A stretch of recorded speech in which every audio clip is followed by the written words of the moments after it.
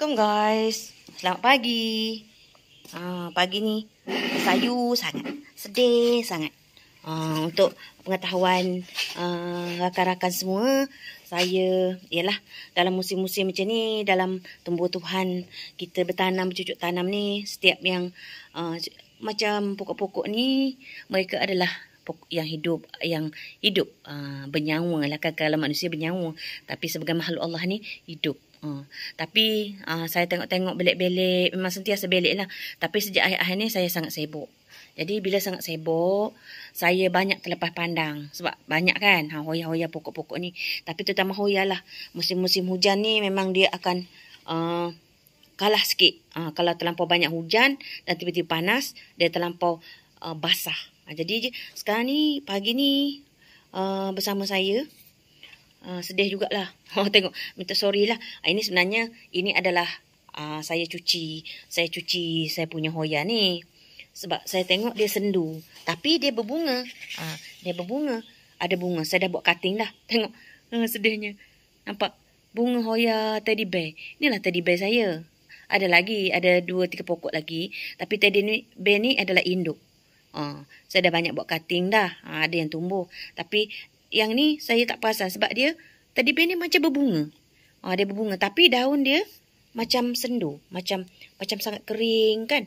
Sangat kering. Tapi selalunya daun dia keras. Tapi saya tengok macam ada something yang tak kena lah. Ada satu yang tak kena. Ini semua segar, nampak tu? Segar kan? Segar tapi kering. Kenapa kering? Saya siram juga. Saya tengok juga, saya letak baja. Saya apa? Tapi rupa-rupanya hari ni saya bongkar. Nampak? Ini adalah medium tanam dia yang saya bongkar kan. Separuh tanah dan separuh cocoa head. Buk kelapa. Tu yang saya dah cutting-cutting. Sebenarnya pokok ni sangat bushy. Teddy bear ni, hoya teddy bear ni sangat bushy. Sebab itu yang saya kata dengan kawan-kawan semua, perkongsian saya. Nampak ni. Dia nampak okey. Atas ni. Teddy bear saya tengah sendu dan sedih. Nampak okey.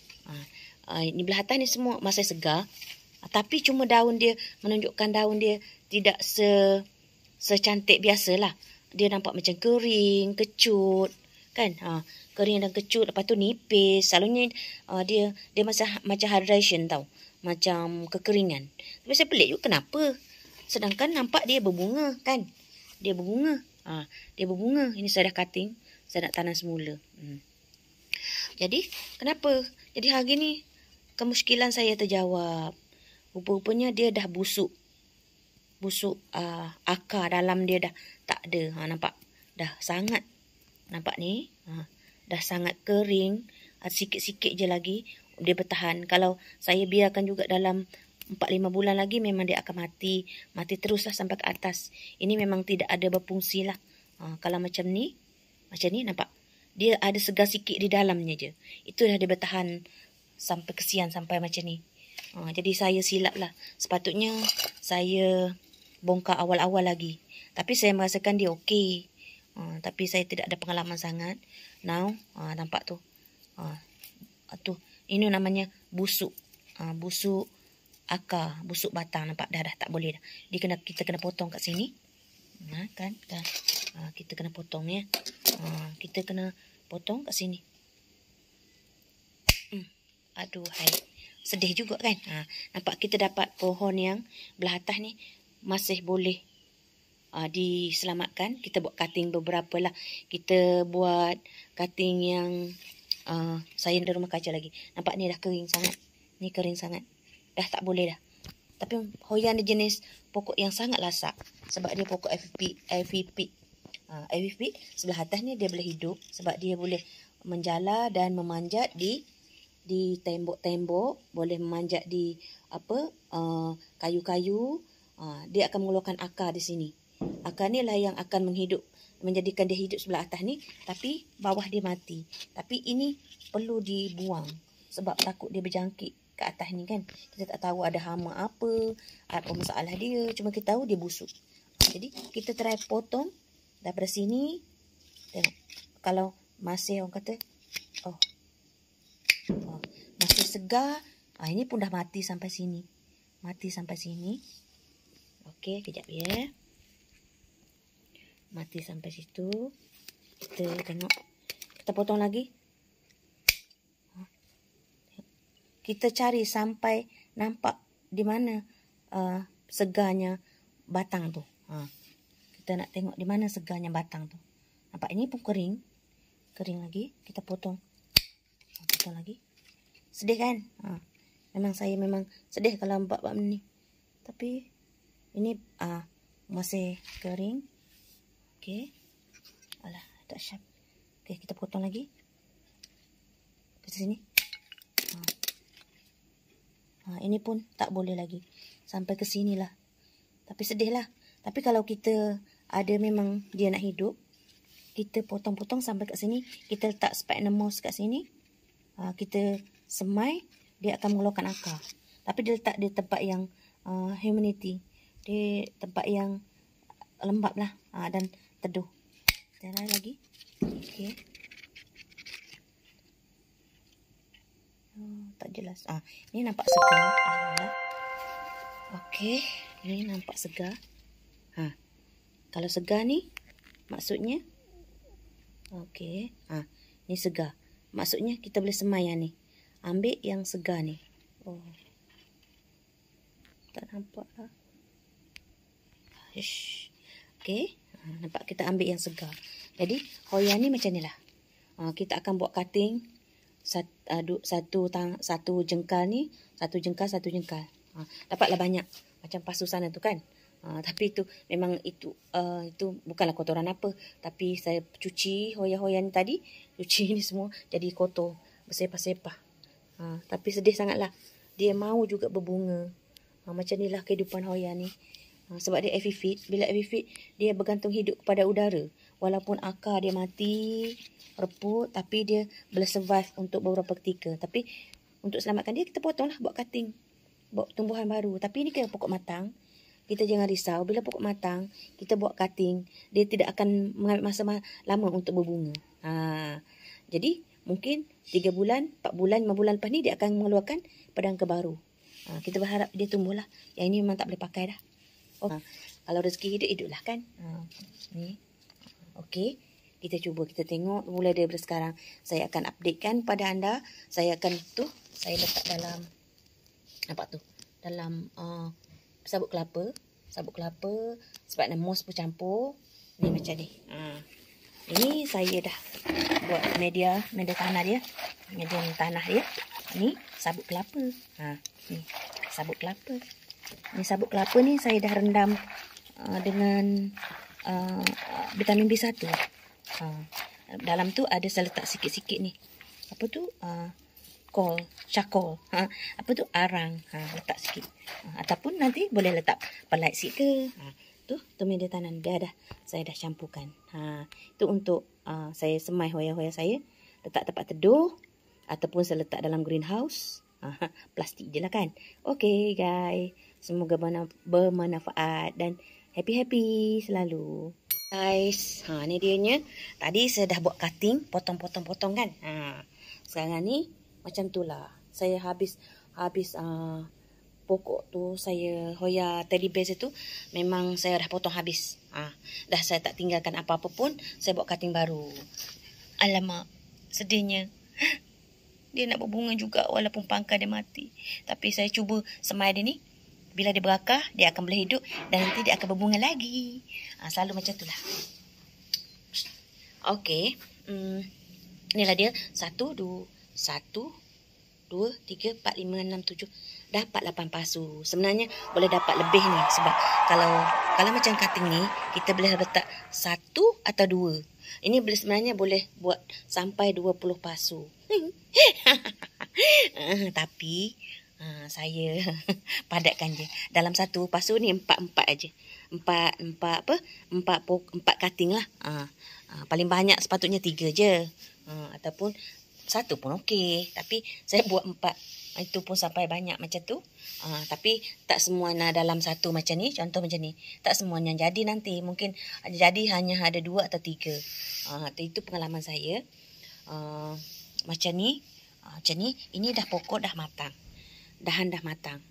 Tapi kita jangan risau. InsyaAllah kalau dia tumbuh, dia akan mengeluarkan pedangka juga. Cepat. Tak perlu tunggu bertahun-tahun. Dia mungkin dalam masa 5-6 bulan keluar pucuk baru dan dia akan keluarkan pedangka. Macam ni lah. Ini kalau hidup. Ni. Kalau dia hidup ni. Pedangka dia akan berbunga. Maksudnya kita ada pokok baru yang berbunga. Sebenarnya bukan pokok baru.